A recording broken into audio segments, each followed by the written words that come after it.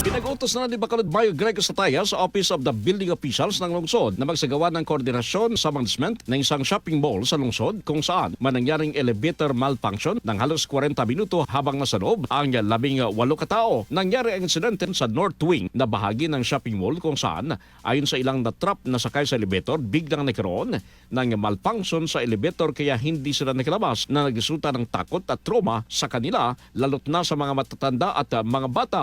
Kasama sa kanilang napuna at reklamo ang hindi kagad nakagawa ng immediate at appropriate actions, ang management at kawalan ng portable handheld radio at working mobile phone para makatawag ng assistance ang elevator operator. Kasama sa kanilang reklamo ang kawalan ng paglilinaw mula sa management sa kung ano ang nangyari. Ayon kay Mayor Gasataya, aalamin ng lungsod ang insidente kasabay sa pag-usisa sa pinaiiral ng safety standards at nakararapat na actions ng mall sa mga kagayang insidente. Kasama mo sa RMN DYHB Bacolod, Radyo Man Albert Hener. Tatak Karamin. RMN Network News.